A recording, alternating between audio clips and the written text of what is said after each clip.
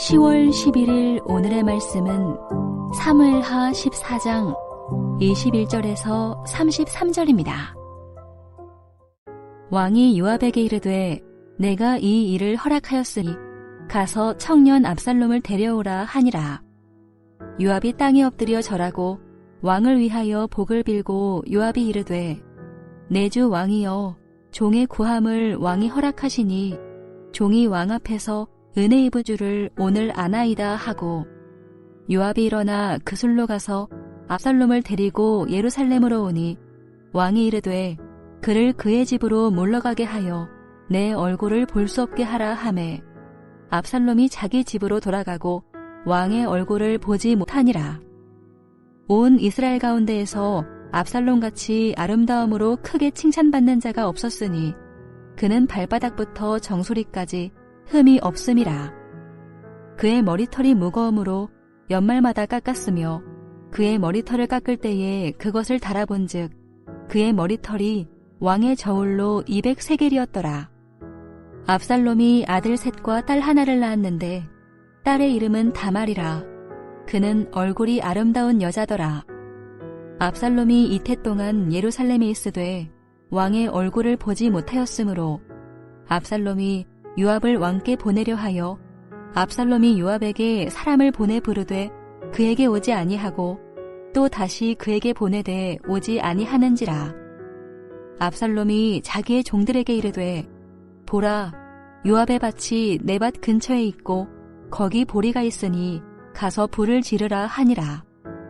압살롬의 종들이 그 밭에 불을 질렀더니 요압이 일어나 압살롬의 집으로 가서 그에게 이르되 어찌하여 내 종들이 내 밭에 불을 질렀느냐 하니 압살롬이 요압에게 대답하되 내가 일찍이 사람을 내게 보내 너를 이리로 오라고 청한 것은 내가 너를 왕께 보내 아뢰게 하기를 어찌하여 내가 그술에서 돌아오게 되었나이까. 이때까지 거기에 있는 것이 내게 나았으리이다 하려 함이로라. 이제는 네가 나로 하여금 왕의 얼굴을 볼 수 있게 하라. 내가 만일 죄가 있으면 왕이 나를 죽이시는 것이 옳으니라 하는지라. 요압이 왕께 나아가서 그에게 아뢰매 왕이 압살롬을 부르니 그가 왕께 나아가 그 앞에서 얼굴을 땅에 대어 그에게 절하매 왕이 압살롬과 입을 맞추니라. 사무엘하 14장 21절에서 33절 말씀을 함께 묵상하겠습니다. 사무엘하 13장에서 19장은 하나의 사건으로 시작된 큰 이야기를 다루고 있습니다. 죄악과 복수, 그리고 죄를 처벌하지 않음으로 생긴 원한, 그리고 화평하지 못함으로 생긴 역사적 비극을 다루고 있죠. 그렇게 13장에서 19장은 이러한 큰 주제 안에서 각각의 내용을 살펴보는 것이 묵상에 도움이 될 것입니다. 다윗의 아들 암논이 배다른 다윗의 딸 다말을 사랑하였습니다. 이 사랑을 어긋나게 행함으로 악한 수작을 부려서 암논이 다말과 동침하였지요. 이렇게 동침할 경우 결혼을 해야 하는 것이 율법의 가르침인데요. 암논은 동침 후에 마음이 변하여 다말을 아내로 받아들이지 않고 버렸습니다. 다말은 슬픔에 통곡하였지요.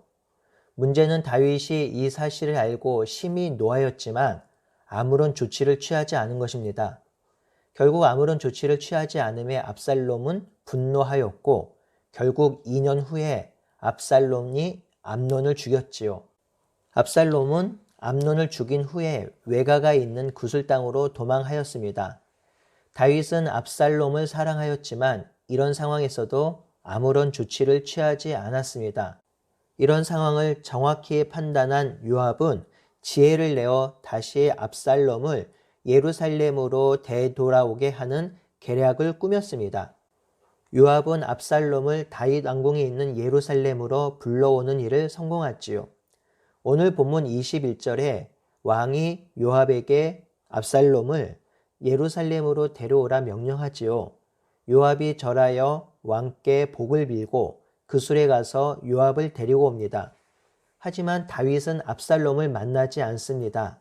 압살롬은 다윗 왕의 얼굴을 보지 못하고 있습니다. 14장 1절에 보면 다윗은 압살롬을 사랑하였지요. 압살롬이 반란을 일으킨 후 압살롬이 죽었을 때도 다윗은 너무도 비통해했습니다. 이렇게 압살롬을 사랑하였는데도 다윗이 압살롬의 얼굴을 보지 않는 이유가 무엇일까요? 아직도 암논을 죽인 것에 대한 분노가 풀리지 않은 것일까요? 아니면 더 근신하고 있으라는 것일까요? 본문이 정확히 말하고 있지 않게 확답을 하기 어렵지만 중요한 한 가지 이유는 이것일 것입니다. 다윗이 압살롬을 사랑했지만 압살롬을 다윗의 후계자로 생각하지 않은 것으로 볼 수 있습니다. 21절에 보면 압살롬을 내 아들 압살롬이라고 하지 않고 청년 압살롬이라고 부른 것을 봐도 알 수 있습니다. 다윗이 압살롬을 사랑했지만 아들인 후계자가 아니라 청년으로 보고 있습니다. 이 압살롬은 인물이 출중한 사람이었습니다. 25절에 보면 압살롬같이 아름다움을 가진 자가 이스라엘에 없다고 하였지요. 발바닥부터 정수리까지 흠이 없었습니다. 이런 자인이 왕의 후계자가 될 수 있습니다. 하지만 다윗은 압살롬을 그리 생각하지 않은 것 같습니다. 이유는 압살롬의 죄악 때문이겠지요. 암논이 잘한 것은 아니지만 형제를 죽인 자가 왕위를 물려받을 수 없었던 것이라고 생각했습니다. 그래서 다윗이 압살롬을 만나지 않은 것으로 보입니다. 이런 결정은 잘한 결정입니다. 개인의 정에 이끌려 외모에 이끌려 하나님 나라를 이끌어갈 왕위를 물려주는 것은 올바른 결정이 아닙니다. 하나님 나라의 왕은 불의하지 아니하며 무엇보다 하나님을 인정해야 합니다. 겉모습이나 외모로 왕을 선택해서 세워서는 안 되는 일이지요. 여러분, 교회의 리더를 세울 때 또는 어떤 지도자를 뽑을 때 우리가 보아야 할 것은 외모나 그 사람이 가진 배경이 아닙니다. 마음과 중심을 볼 수 없지만 그래도 그 마음과 중심을 보아야 합니다. 또한 하나님과 동행하며 하나님의 마음에 합한 사람인지도 보아야 합니다. 특별히 리더나 지도자에게 요구되는 것은 신실함입니다. 하나님을 의지하고 온전히 신뢰하는 신실한 리더와 지도자가 공동체를 세우며 교회를 세울 수 있기 때문입니다. 이런 다윗의 마음은 좋은 마음이었지만 다윗이 한 가지 크게 실수한 것이 있습니다. 그것은 가족에게 일어난 일에 대해서 아무런 조치를 취하지 않은 것이지요. 압살롬이 예루살렘에 돌아온 후 3년이 지났습니다. 여전히 다윗은 압살롬을 만나지 않습니다. 외가인 구슬 땅에서 2년을 보냈으니 다윗이 압살롬을 만나지 않은 기간이 5년입니다. 5년 동안 왕과 아들이 왕래하지 않은 것이지요. 압살롬의 마음이 어떠했을까요? 압살롬이 왕의 명령으로 예루살렘에 돌아왔을 때는 왕이 자신의 죄를 용서하거나 아니면 죄에 대한 책임을 지우고 회복하려는 생각으로 자신을 불렀다고 생각했겠지요. 하지만 다윗이 압살롬을 만나지 않으니 요압도 압살롬을 만나지 않았고 주변의 다른 사람들도 그런 자세를 취했을 것입니다. 그래도 왕과 회복하고 다시금 새로운 삶을 시작할 수 있다는 압살롬의 생각은 3년 동안에 산산이 무너졌습니다. 이 3년이 아마도 압살롬에게는 창살 없는 감옥 같은 시기를 보냈을 것입니다. 이렇게 다윗과 만나지 못하는 압살롬의 마음에는 분노가 쌓이기 시작했습니다.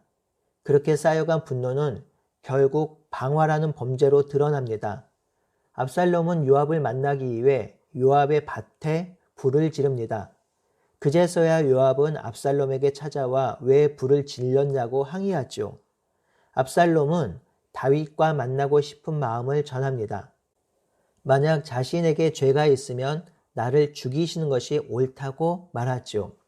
여기서 다윗의 실수가 드러납니다. 압살롬을 후계자로 생각하지 않은 것까지는 좋았습니다.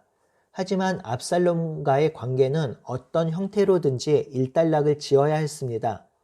지은 죄에 대해서 죄의 대가를 치르게 하든지 아니면 용서하든지 아니면 이런 상황에 대해서 다윗이 설명하든지. 하지만 다윗은 아무런 행동도 취하지 않고 어떤 말도 하지 않습니다. 이런 모습은 암논이 다말과 동침한 후 결혼을 거부했을 때도 똑같이 일어났습니다. 그때 암논의 죄를 묻고 아버지이긴 하지만 왕으로서의 처벌이 있었어야 했습니다. 그런데 그때도 다윗은 분노만 하였고 아무런 조치도 아무런 말도 하지 않았습니다. 평소 다윗과 같지 않은 행동을 하고 있는 것이지요. 이런 다윗의 행동이 저에게 참 많이 와닿았습니다. 그래서 오늘은 개인적인 적용을 해보겠습니다. 얼마 전에 저를 사랑하시는 한 분과 긴 시간 동안 이야기를 나누었습니다. 많은 이야기를 나누고 있는 가운데 한 가지 이야기가 이런 말이었습니다.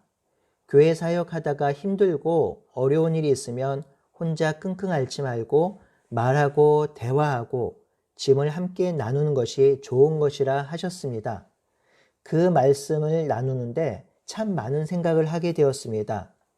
함께 짐을 나누어지고 힘들고 어려운 일이 있으면 서로 이야기하고 함께 이겨내자고 그렇게 하는 것이 공동체이며 함께 사는 삶이라고 제가 그렇게 많은 설교를 하고 많은 이야기를 했는데 제가 정작 사역하면서 힘들고 어려운 부분을 나누지 못하고 있음을 보았습니다.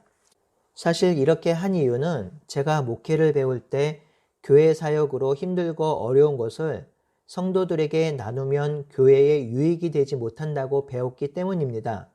그래서 잘 나누지 못하고 도움을 청하지 못했던 것 같습니다. 하지만 그분과 이야기를 하면서 저의 모습을 돌아보았고 때마침 13장과 14장 묵상을 하면서 다윗의 좀 답답한 모습이 저의 모습과 맞닿아 있음을 보았습니다. 사실 힘든 것, 어려운 것을 함께 나누어질 때 우리는 가족됨을 확인하고 더욱 사랑하고 친밀한 관계로 나아갈 수 있을 텐데 어쩌면 제가 그것을 잘 못했는지도 모르겠습니다. 사랑하는 성도 여러분, 힘들고 어려운 일이 있으면 서로 대화하고 나눕시다. 짐을 같이 져 달라고 도움을 구합시다. 혼자 해결하기 어려운 문제가 있으면 공동체 안에 어른을 찾아가 목회를 찾아가 또 신앙의 선배를 찾아가 묻고 대안을 함께 찾아갑시다. 그럴 때 우리는 더 신뢰하게 되며 더 사랑하며 더 서로를 위하는 공동체로 세워질 수 있을 것이며 그리고 개인도 회복할 수 있고 성숙할 수 있을 것입니다. 오늘도 힘든 일이 있다면 가장 사랑하는 지체에게 도움을 청하거나 기도 부탁을 해봅시다. 그 지체가 힘을 다하여 기도해 줄 것입니다. 서로의 짐을 나누어지는 우리 교회가 되기를 바라고 소원합니다. 아멘.